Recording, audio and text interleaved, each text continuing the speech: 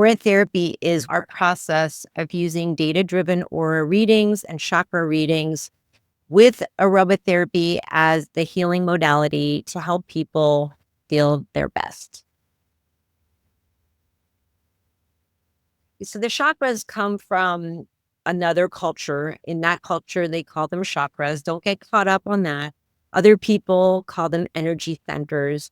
If you've done acupuncture, people think of them as meridians. That's a little different. But there's primarily 7 main chakras. The first one is the root, which is sort of like the hip area, pelvic area, the sacral, which is the belly, solar plexus, which is the gut, and then the heart, the throat, the third eye, and the crown. And the idea behind a chakra is that it's an energy that's combining body, mind, and soul. So we have those body parts, and that's the physical, but there's a lot of emotional energy that's captured within the body, and that's the mind part, right? We think things and then we feel things. And then the spirit part is, we're all, whatever you want to call it, spiritual, energetic, vibrational beings. And that piece is a different level where maybe there's some consciousness. And so when we talk about chakras, we're talking about why the energy in that part of the body is either amplified or not, balanced, and it gives us an indication of how we're doing. A chakra in and of itself is telling you something, but the story of our chakras when they are all together, all 7 of them, it's sort of like a song. It's telling us vibrationally where we are putting energy up and down into the energy field of the body. And it's also what's creating our aura, which is something that I didn't know. The aura is actually a representation of the chakras. Balancing your chakras helps you create a bigger, fuller, healthier aura. Your aura is what other people feel when they meet you. It's also what protects you and your chakras. It's really your vibration. In our culture, we've always talked about vibes and stuff like that. Thank you to the Beatles. I think they are the ones who brought this to the Western world when they needed something other than drugs to figure out how to deal with their lives and their fame and success. They were looking for a mastery of the self. And a lot of that mastery comes from other cultures who've done that exploration in a different way that hasn't been maybe religious. It's been more spiritual. So we get to use this sort of context to explain a lot of things that go on with us. You can layer on data, you can layer on whatever context is the one that feels the most natural to you. But in its purest neutral form, it's just an expression of how we store energy in the different parts of our body that express who we are. How it all aligns is certain people are very mentally focused in the work world. It's very performance driven, mind focused. If you're an athlete, you're very body focused. And Reiki energy work, you're more in the spiritual realm, but we all have all of these dimensions. We've done maybe 10,000 aura readings. People who meditate and do yoga tend to be the people with the highest chakras, the most balanced chakras, the nicest, biggest amplified auras.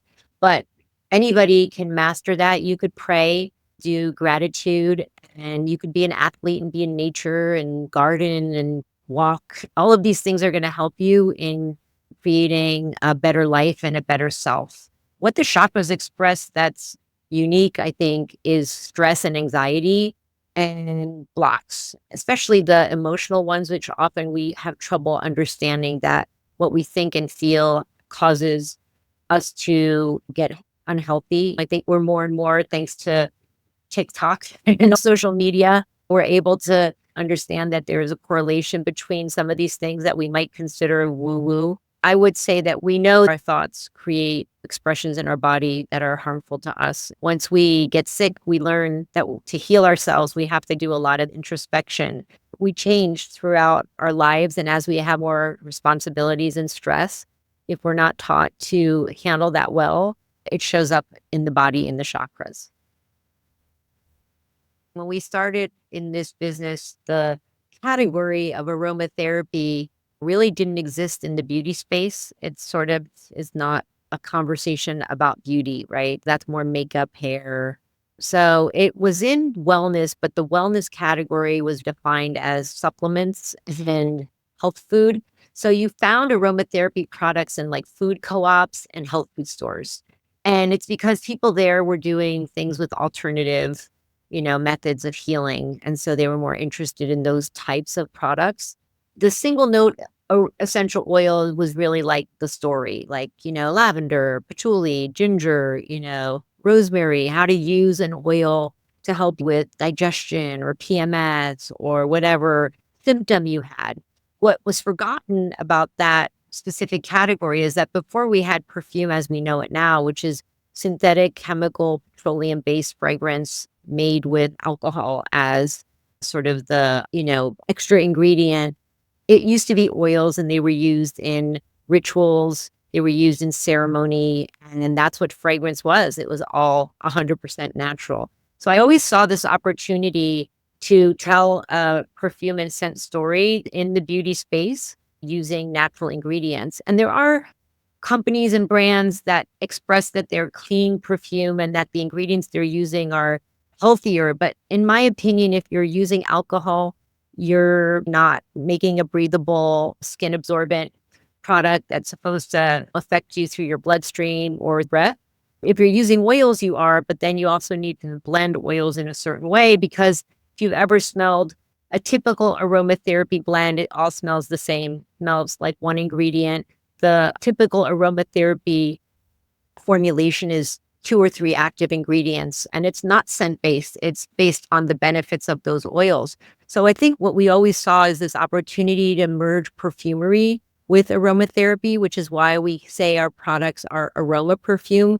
But, I was in fashion for many years. Sometimes you're ahead of the trends. The trend is, I think, the one that we're creating because, again, if you look at retail, there's no aromatherapy shelf at Sephora or at Ulta. And that's totally fine. You're more likely to find these products in more of a wellness setting, like a spa. In the 10 years that I've been doing this, we went from the health, food, wellness to beauty, which was a great transition and learned more about that category and how to play there. The pendulum is swinging where beauty is trying to be wellness now because people realize all these products have lots of ingredients they don't want. The story about clean, it's really more about what are the additional benefits. The trend is no longer a trend, it's a pendulum swinging back. In the wellness conversation, I find that we've created this convergence of wellness and beauty. And I think it's no longer a trend, it's what the industry is going to be. And what's great is having a brand that you don't have to squeeze into the cookie cutter sausage making marketing thing to have it say the things you want it to say. It's all those things. So really what we need to convey is why you want it and what the benefits are. It's fun because it took a while to get here, that's for sure.